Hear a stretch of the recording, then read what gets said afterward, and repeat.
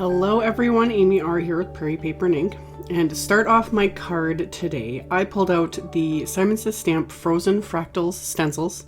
These were released last year, I think. They're still available. And I put it just on a scrap of cardboard. I took it outside and I sprayed the one stencil with this Krylon Easy Tack repositionable adhesive. I like using this kind of stuff outside or in the garage, somewhere where it's really well ventilated. Just better that way. So this basically just coats the back of the stencil with a repositionable adhesive, which is awesome for little detail stencils or any stencils that have little, parts that kind of tend to want to flip up if you're sponging ink. And then I just stick my stencil directly onto my card base, which is heavyweight white cardstock cut to 4 1/4 by 11, scored at 5 1/2. So it's a top folding A2 size card. And I'm going to sponge some Distress Oxide inks over this. And when I start, I'm not re-inking my sponges. I had done a video a few months ago, not too long ago, showing how I store my blending sponges for my oxides. I keep a dedicated sponge for each color, and I never wash out my sponges. I just keep, storing them away, reusing them. So for things like this, it's perfect because there's ink already in the sponge, and I can get a smoother blend this way without having to re-ink.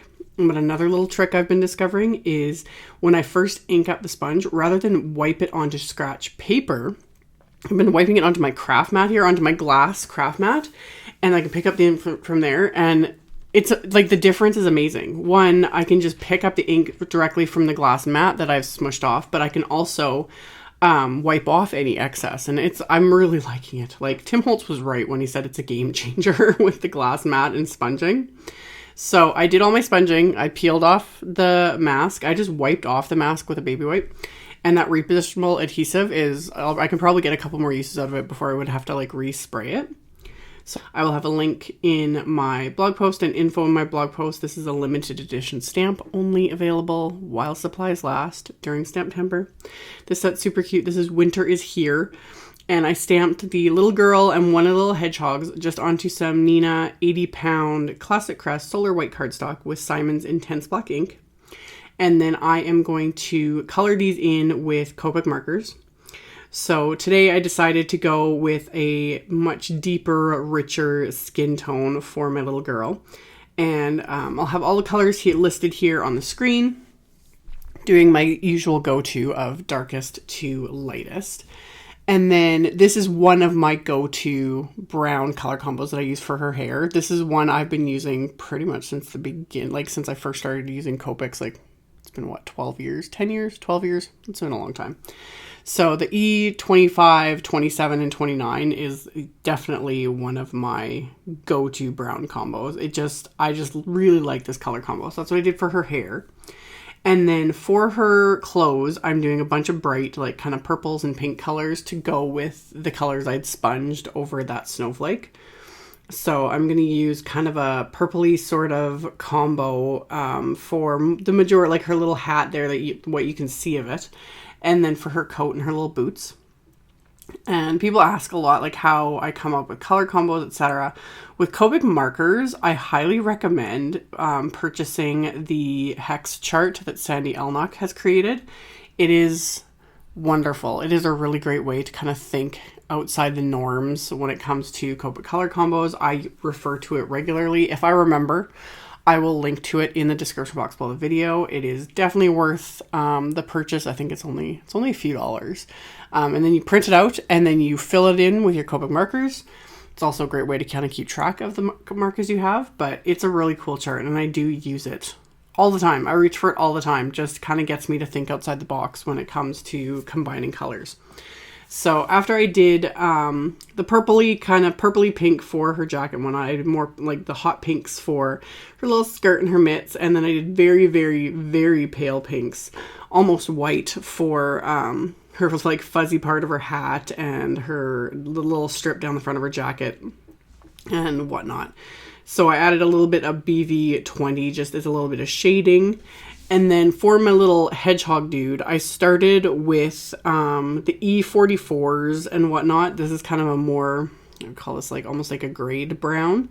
And just doing little flicking motions on the back of him because that's where all his little spines are.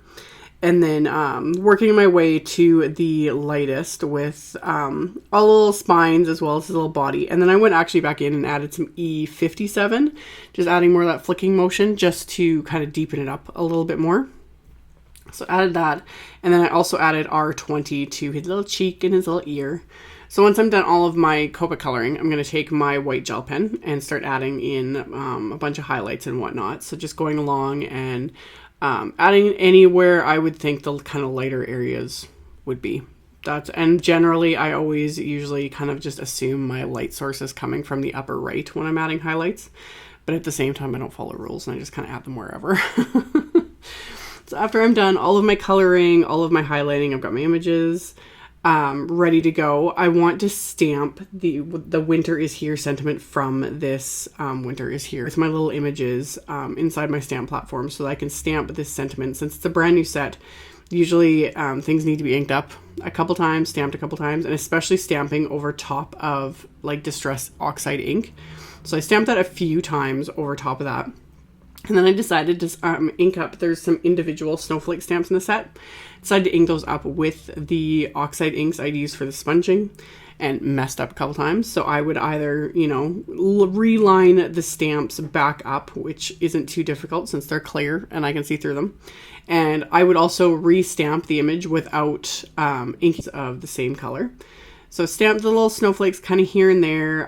There's a little solid heart image in the set, so I thought that would be kind of cute to stamp around.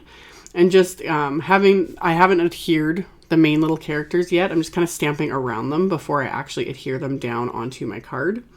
So I wanted to kind of do my little stamping, and then I decided to add this other little sentiment that's in the set that says it's snuggle season. So winter is here, it's snuggle season. So cute. So lined that up as well, inked that up several times with the intense black ink and stamped that onto my card front. So once I've got that stamped, I can pop my little characters on. I just put foam tape on the back of both of these, and then I'm going to pop them onto my card base. So once I've got these in place, I want to finish off the inside of my card. So on the inside of my card, I'm going to use the remaining sentiment from the set that says the more the merrier. So I'm going to line that up onto the inside. I'm going to stamp that with the intense black ink. And then once I've got that stamped, I wanted to add, there's 2 little hedgehogs in this set. And I decided I had to add those to the inside of my card. So I pulled out one more oxide ink for that. And I'm going to use just Vintage Photo oxide ink. I decided I didn't want to color them or anything. I just wanted to keep the inside a little bit simple. But you know me, I like to add more. So I inked these little guys up with that Vintage Photo. And then I just started stamping those snowflakes and little hearts again with those oxide inks. And you can't really see it in camera. Maybe you can. I somehow managed to smear some black ink along the bottom of the inside. So that's also why I decided to stamp snowflakes, because I could just stamp those right on top and then fix the little mess I made. And even then I didn't stamp the snowflake perfectly, had to reline it up again and finish stamping it. So did the same thing though, inked up the stamp and would stamp it multiple times to get different shades so that, you know, they're not all the exact same, you know, intensity. Just kind of went around and just stamped little snowflakes. I'd stamp those little hearts above those little hedgehogs. So once I was finally happy with the inside of the card, as a final little step for the outside, I pulled out these birthday cake sequins from Simon's Stamptember release, because the colors went really well with these ink colors. So just laid out a few of those, and I'm just adhering them into place with multi-medium matte adhesive. And that's all there is to it. So I will have a link below the video to my blog post. I'll have info on this exclusive Stamptember set. I'll have a supply list with links to everything, and you can check that out below if you're interested. Thank you all so much for watching and subscribing and thumbs upping and commenting on my videos. I really appreciate it. And I will see you all very soon in the next one. Bye.